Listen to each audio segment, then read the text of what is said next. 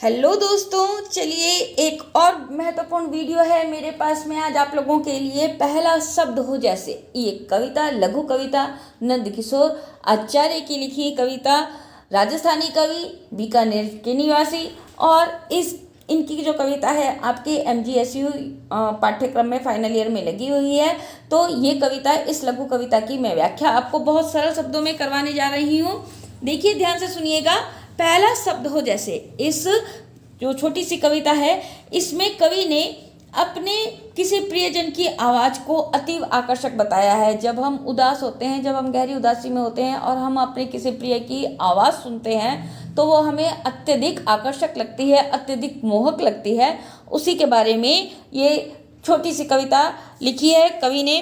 तुम्हारी आवाज़ ढल जाती है, कविता का शीर्षक है पहला शब्द हो जैसे। देखिए पहली पंक्ति, तुम्हारी आवाज़ ढल जाती है चेहरे में मेरे ऐसे, वह पहला शब्द हो जैसे जिसका रूप है यह कायनात सारी। कायनात का अर्थ होता है सृष्टि, संसार, ठीक है। तो अब देखिए, तुम्हारी आवाज़ ढल जाती है चेहरे में मेरे ऐसे। कवि अपने प्रियजन को लक्ष्य करके कहता है, कवि अपने प्रियजन को, अपने प्रिय को लक्ष्य करके कहता है कि जब भी मैं तुम्हारी आवाज़ सुनता हूँ, जब भी मैं तुम्हारी आवाज़ सुनता हूँ तो वह आवाज़ मेरे चेहरे पर ऐसे ढल जाती है चेहरे में मेरे ऐसे।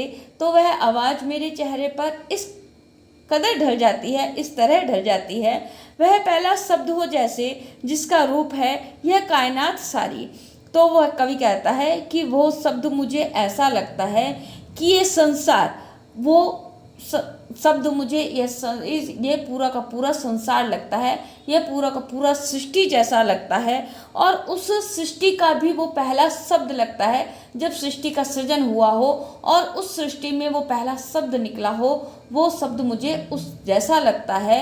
यानी कि जब भी मैं अपने प्रिय की आवाज़ को सुनता हूँ तो वह मुझे पूरी सृष्टि में समाया हुआ पहला शब्द लगता है।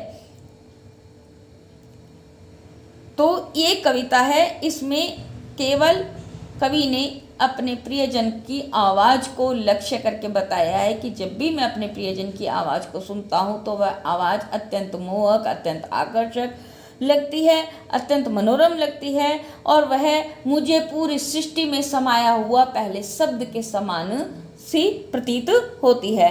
तो यहाँ पर आप विशेष में अगर लिखेंगे तो आप ये लिख सकते हैं कि प्रियजन की आवाज़ को संसार का पहला शब्द बता करके कवि ने आत्मीय भावना को प्रकट किया है।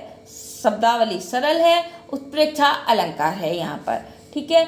अगर आप लोगों को वीडियो अच्छा लगा हो तो प्लीज़ दोस्तों लाइक, कमेंट और शेयर करना बिल्कुल भी ना भूलें, क्योंकि ऐसे ही महत्वपूर्ण वीडियो मैं आप लोगों के लिए समय समय पर लाती रहूँगी। और आपका ये थोड़ा सा प्रोत्साहन मेरी जो वीडियो बनाने की क्षमता को भी प्रभावित करेगा और मुझे अच्छा भी लगेगा, प्रेरणा भी देगा। धन्यवाद, नमस्कार।